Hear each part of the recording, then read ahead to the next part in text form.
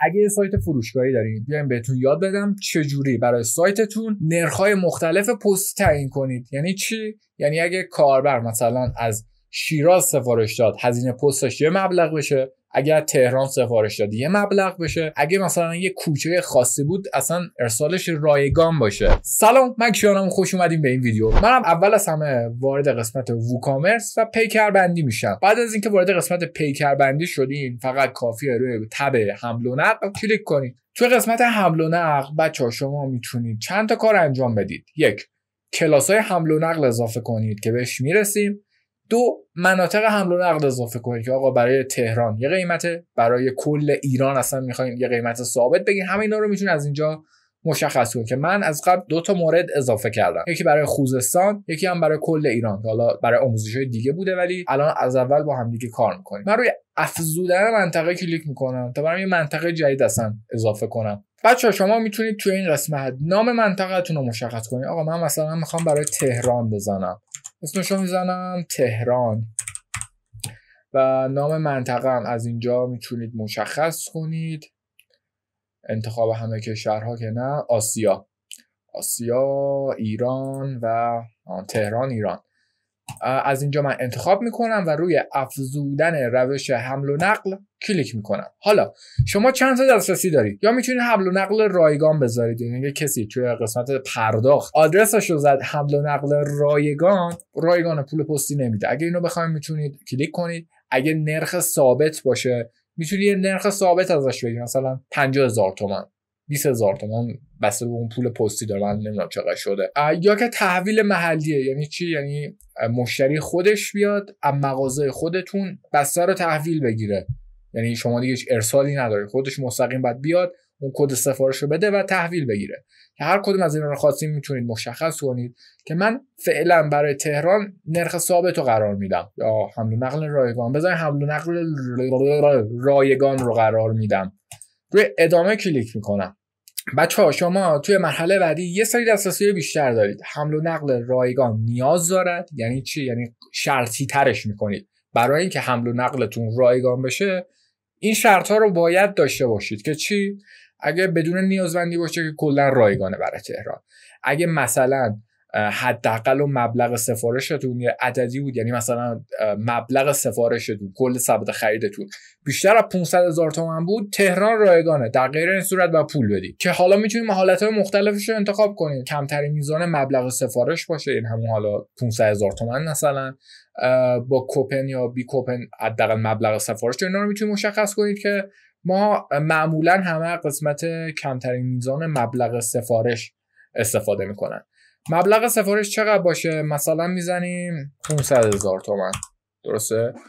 2 تا صفر، یه صفر دیگه هم میخواد. 500,000 تومان. بچه‌ها یه گزینه اینجا میمونه، کوپن های تخفیف. این یعنی چی؟ میگه اعمال قانون حداقل سفارش قبل از تخفیف کوپن. یعنی چی؟ ما اینجا مشخص کردیم که حد اکثر میزان یا حداقل مبلغ سفارش باید 500,000 تومان باشه تا حمل و نقلمون رایگان باشه. فکر کنید الان کاربر اومده چند تا محصول خریده، مجموع سبد خریده شده مثلا 550,000 تومان، شامل ارسال رایگان میشه. حالا یه کد تخفیف 100,000 تومانی هم داره، اون کد تخفیف هم توی سبد خرید میزنه، مجموع سبد خریدش میشه چقدر؟ 450,000 تومان. این گزینه رو اگه تیکش رو فعال کنید میگه که خب اوکی، اولش بیشتر از 500,000 تومان بوده، الان که با کد تخفیف کمتر شده اوکیه، بازم شامل ارسال رایگان بشه. مهم اون اول است که بدون کد تخفیف بیشتر از 500 تومان بوده. حالا اگه اینو گزینه‌شو بردارید میگه من اصلا کاری ندارم، اولش 1,000,000 تومان خریدی چقدر بوده، الان برام مهم اینه که شده 450,000 تومان، پس به اون شرط 500,000 تومان نرسیده، باید پول پستشو بدی. پس در نتیجه اینجوری میتونید این قابلیت هم اضافه کنید و در آخر روی ایجاد و ذخیره کلیک کنید. خب همینجور که میبینید اضافه شد. حالا من میخوام چند تا حمل و نقل دیگه هم اضافه کنم. حمل و نقل نرخ ثابت، من اینم اضافه میکنم برای خود تهران. خب بچه من این نرخ ثابت رو میخوام بکنم ارسال باربری، یعنی مثلا وسیله‌ای که با باربری ارسال میشه، مشمول مالیات بشه یا نه. من میخوام باشه. هزینه‌اش چقدره؟ مثلا من میزنم 120,000 تومان. 120,000 تومان و ذخیره‌ام میزنم و ذخیره شد. حالا بچه‌ها من اگه برم توی سایتم یه محصول اضافه کنم ببینم چقدر 205,000 تومانه، بریم ببینیم اعمال میشه یا نه. من مدل 13 پرو رو انتخاب میکنم و قیمت 205,000 تومان اضافه شد. بچه من روی مشاهده سبد خریدم بزنم، الان باید قاعدتا بهم نشون بده، یادم نیست برای سبد خریدش رو فعال کردم یا نه. بچه همجور که میبینید ما مبلغمون 205,000 تومانه. خب قاعدتا کمتر از اون 500,000 تومان است و میبینید ارسال باربری رو برامون آورده. من اینو اگه بیشترش کنم بکنم 3 تا محصول که بیشتر از اون 500,000 تومانه بشه، باید الان ارسال رایگان رو برام بیاره و همجور که میبینید دقیقاً حمل و نقل رایگان هم اضافه شد. این از این موضوع. این مثلا برای تهرانه. اگه مثلا شهرهای دیگر رو بزنید میتونید برای اونام بسازید و اضافه کنید. من الان مثلا اگه برگردم به مناطق حمل و نقل خودم، مثلا خوزستانه، من آدرسم رو میزنم روی خوزستان، از اینجا نمیشه تغییرش داد، من روی تایید و پرداخت میزنم تا آدرسم اونجا تغییر بدم. خب بچه ما الان اینو زدیم، آدرسمون تهرانه، من اینو میخوام بکنم خوزستان. ای بابا خوزستان، ببینم اینجا الان اون هزینه مربوط به خوزستان رو برام میاره یا نه. قیمتش هم یادم نیست چقدر وارد کردم.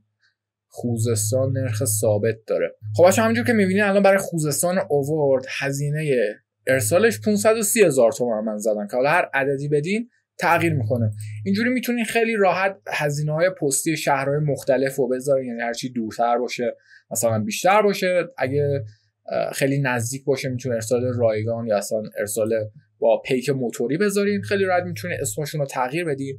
این از این موضوع مورد اضافه ای نداره، فقط یه دونه کلاسا میمونه. کلاسا چیه بچه‌ها؟ شما میتونید برای محصولاتتون کلاس حمل و نقل تعریف کنید. خیلی ساده و سوسکی بخوام بهتون بگم اینه که هزینه پست، مثلا هزینه ارسال یه دونه یخچال سایت بای سایت با هزینه ارسال مثلا یه دونه چیپس معمولی قاعدتا یکی نیست و ما نمیتونیم یه هزینه برای جفتشون بگیریم. پس هزینه‌های اینا باید مجزا باشه، یعنی محصولات سنگین که نیاز به باربری دارن یه هزینه است، یه مبلغ باید پرداخت بشه. اونایی که خیلی کوچیکه مثلا با بسته‌های پستی تیپاکس و اداره پست ارسال میشه باید یه هزینه داشته باشه.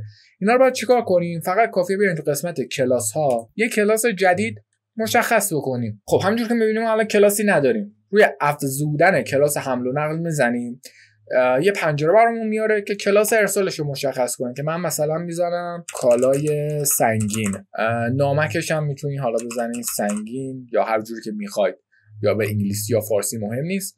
توضیحاتش هم بنویسید، یه توضیحات هم میتونید براش بنویسید مثلا مخصوص کالاهای حجیم و سنگین و روی ایجاد کلیک میکنید. خیلی راحت. خب همینجوری که میبینید اضافه شد و تعداد محصولاتش هم الان زده 0. باید چیکار کنیم بچه‌ها؟ من میام تو قسمت محصولات و همه محصولات یکی از محصولاتمو انتخاب میکنم که میخوام این قابلیت رو براش قرار بدم.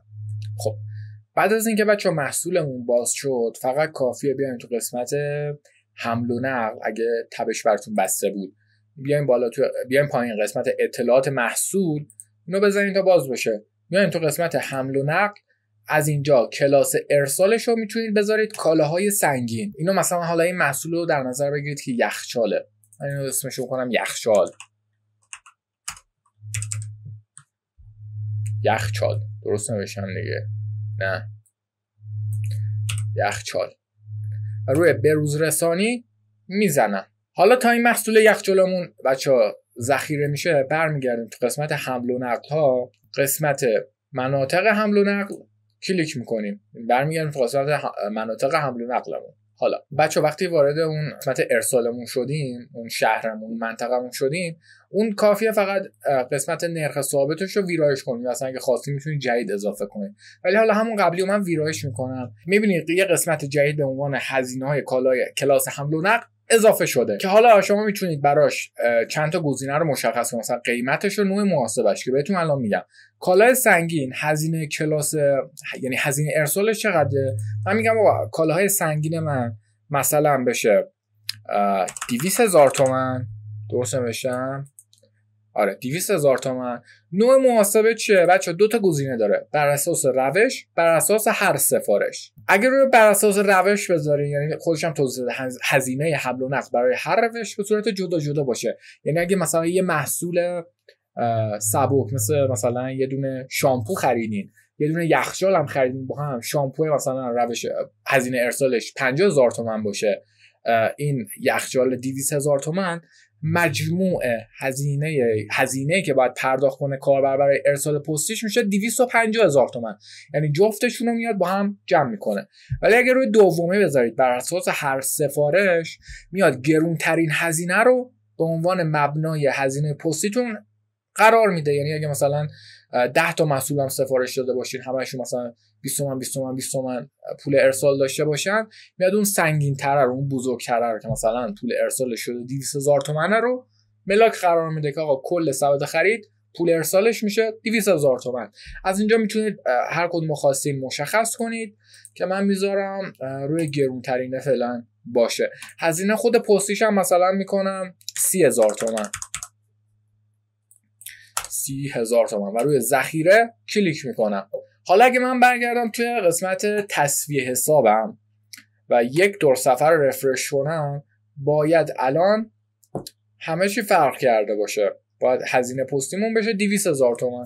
چرا؟ چون یک کالای سنگین گرفتیم، یخچال خریدیم، اینا الان محصولمون شد یخچال و هزینه حمل و نقلش همون 200,000 تومان رو که مشخص کردیم و برامون آورده. پس خیلی راحت همینجوری میتونید هم کلاس‌های مختلف به سایتتون اضافه کنید، هم میتونید شهرهای مختلف اضافه کنید و هر کدوم از اینا رو هزینه پستیشو جدا کنید. اگه براتون مفید بود حتما نظرتون رو کامنت کنید، کانالم حتما سابسکرایب کنید تا ویدیو بعدی رو از دست ندید. همین، تا ویدیو بعدی، پیس.